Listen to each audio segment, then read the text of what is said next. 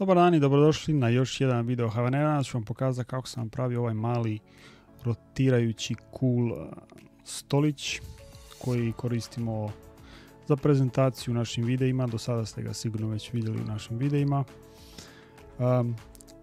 Šta god stavite na ovaj stolić i zavrtite, jednostavno izgleda cool. Znači nebitno bili to džojstici, bilo to nekakve figurice, bilo to neka alat, čak i najobičnije metle, jednostavno sve izgleda super cool i super zanimljivo na ovom stoliću.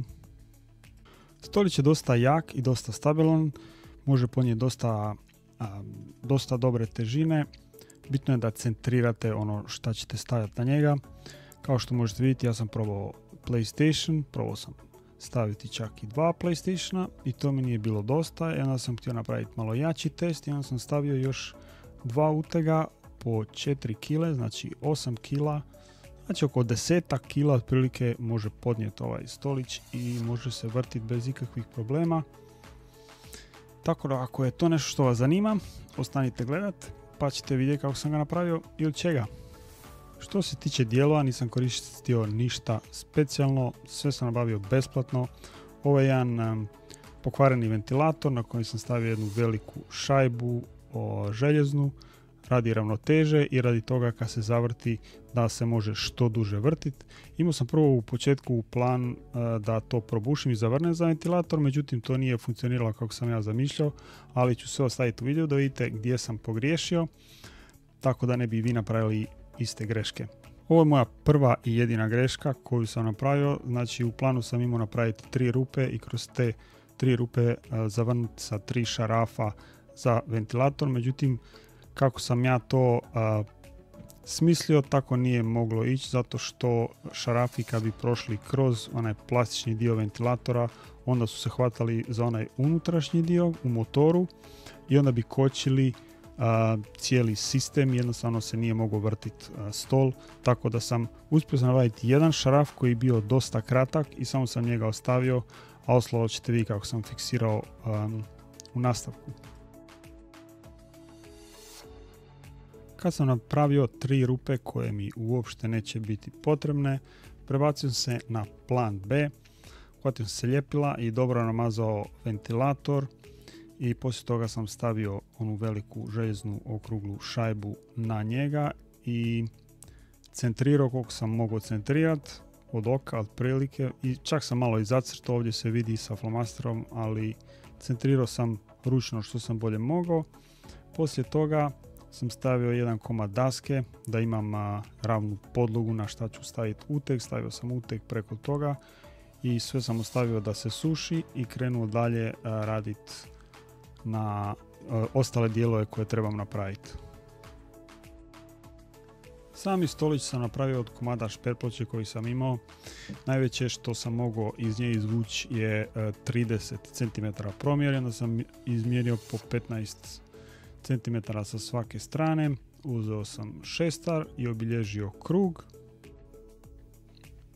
Sljedeći korak, uhvatio sam se ubodne pile i rezao u krug što sam preciznije mogao, znači što točnije sam pratio liniju da ostane moj stol što je perfektniji krug moguće.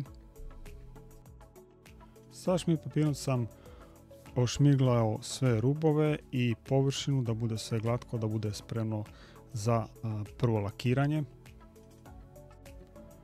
Zatim sam izlakirao sa bezbojnim temeljnim lakom za drvo oba dvije strane i obavezno sam prošao 2 puta sami rub, tako da dobro upije lak. Što više stavimo laka, to će biti glađa površina kasnije, a želimo da bude što glađa i što ravnija.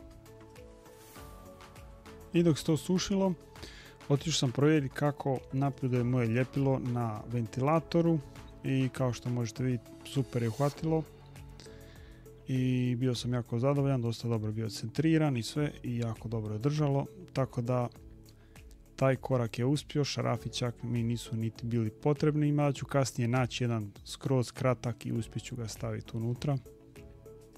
Kad se lako sušio, prešmiglao sam cijeli stolić još jednom i onda sam krenuo na špricanje sa bijelom bojom jer sam želio da stol bude bijele boje jer šta god stavim na njega onda će doći više od izražaja ono što ste stavili na njega. Znači sami stol i nije toliko bitan, njegov posao je samo da pokaže ono što je na njemu i da se vrti. To je to.